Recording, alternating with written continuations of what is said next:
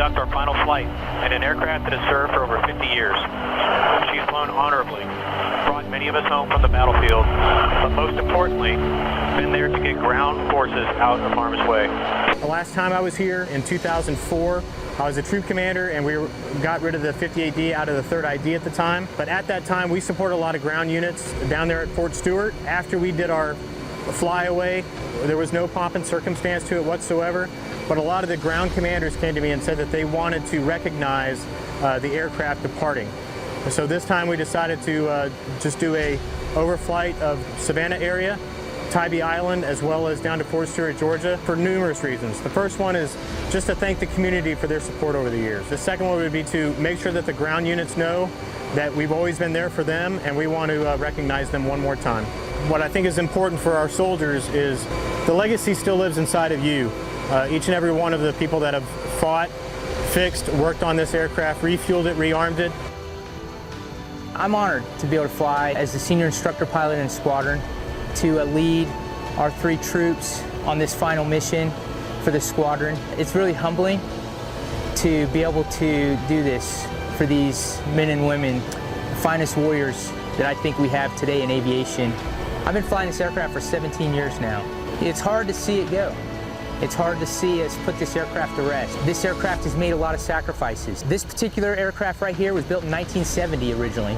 Myself included, a lot of these guys in this squadron, we have flown this aircraft on multiple deployments with multiple squadrons, and it's been shared and passed on. And there's a lot of history just in this aircraft right here alone. I've had a lot of intimate experiences in this aircraft, supporting our brothers on the ground, giving to them that sense of security that they get when we're overhead. It's been an honor to share that with them. If it meant that I was landing at a FARP with fumes, or I had shot my last round from my M4, I was going to give it to them. And I can't think of a single aviator that has flown this aircraft that wouldn't give everything to provide that security to our soldiers on the ground. I've been doing this for about 12 years now. I'm following a legacy of a long line of great pilots, stories, everything else that's come out of this community since its inception. And to be one of the last pilots to truly be able to fly this aircraft, like I said, it's a great honor. I hope that we do it right. For me, it's important. This aircraft's been a part of my life for the last 12 years. And shortly after these go away, I'll be retiring, and it's a good feeling to be able to know that I can kind of ride this girl to pasture.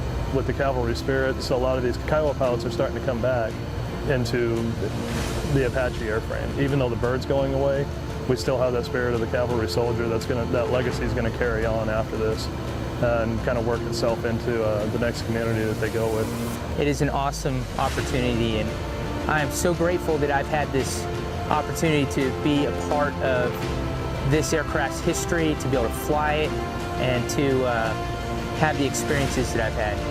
I think the interesting thing about this aircraft, as we look at divesting her and taking it to the boneyard, is truly that mission support. So the Kiowa is the Cab Scout of the Army, right? So the heart of the out front concept is really this aircraft. So in the combat role, she's the aircraft that is as low to the ground as possible, as fast as possible, and will support any ground unit doing any mission whenever it's required. For the entirety of our last deployment for the 9-month rotation, we kept aircraft either in the air or available in a quick reaction force status for 24 hours a day for the whole rotation.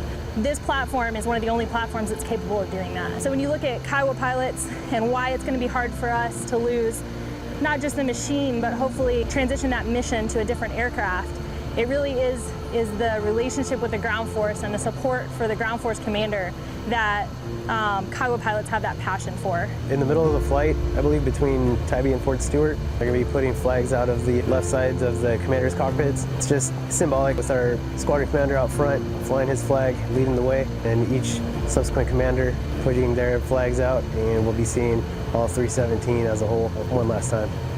It has been my privilege to fly this aircraft and my honor to serve with each and every one of you. For some today, this is your last flight forever. Some will transition to new aircraft and some will depart the ranks.